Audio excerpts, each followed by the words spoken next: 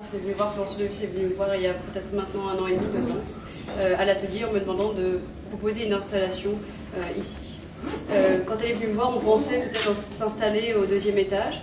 Et en visitant cet espace absolument fabuleux, je me suis dit qu'il serait plus intéressant de travailler des dialogues dans chacune des salles. Et j'ai commencé avec l'aide de Florence à travailler autour de combinaisons, de dialogues visuels. Et je me suis dit, quand on est scénographe et designer, on parle toujours de faire dialoguer les objets. Il se trouve que voilà, je travaille depuis une petite dizaine d'années comme designer, mais aussi comme scénographe d'exposition, scénographe aussi de spectacle. Peut-être que vous avez vu des spectacles d'Angers Pajocage dont j'avais pu faire la scénographie. Et j'avais envie de donner une 3e dimension à cette exposition. Il ne faut pas prendre une exposition quand on est créateur comme vraiment une rétrospective, une façon d'installer ses pièces, mais aussi comme une création. Et je vous incite vraiment à voir cette exposition comme une création. Nous avons eu la chance de travailler avec des écrivains, des conservateurs, donc Adrien Goetz, Frédéric Dassas, Chloé Pittiot. Nous avons écrit une pièce de théâtre et les objets que vous allez voir parlent entre eux. À chaque fois, nous sommes interrogés sur ce que des objets pourraient se dire, en fait, s'ils se croisaient, des objets du 18e, du 19e, mais aussi des objets contemporains.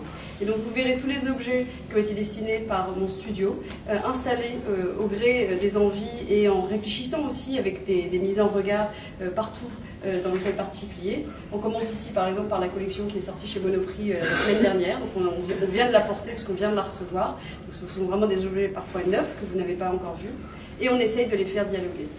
Qu'est-ce que ça veut dire, faire dialoguer les objets? Ça veut dire réfléchir à leur caractère, ça veut dire réfléchir à leur genre, ça veut dire réfléchir à leur voix, ça veut dire travailler sur des textes, bien sûr, aux mots. Quels mots on fait dire à des objets? Qu'est-ce qu'on a envie de transmettre à travers ça? Qu'est-ce que les objets peuvent se dire? Qu'est-ce qu'un objet du 18e qui a exactement la même typologie, et c'est pour ça que j'ai voulu faire ça, qu'un objet contemporain peut vouloir dire à la table, qui a les mêmes proportions, qui a la même hauteur, le même pied central, etc. Qu'est-ce qu'ils peuvent se dire?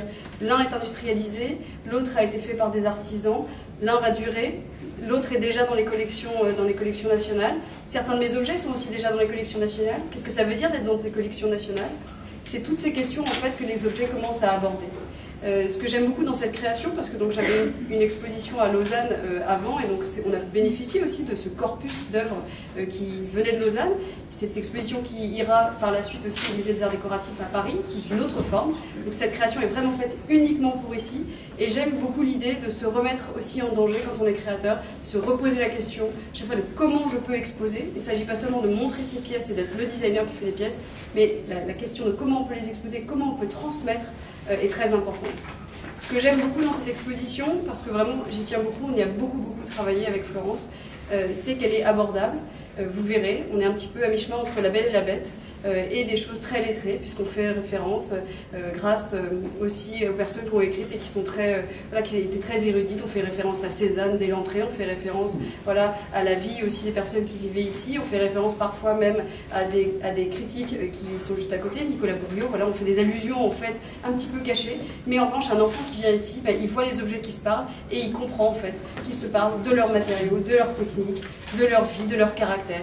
Il y a des messages parfois un petit peu féministes, il y a des messages juste légers, il y a beaucoup d'humour. J'espère que vous en profiterez. Vous n'êtes pas obligé de rire, mais au moins peut-être rire intérieurement, ça nous fera plaisir, parce qu'il y a vraiment toute cette légèreté aussi que j'ai voulu mettre dans l'exposition.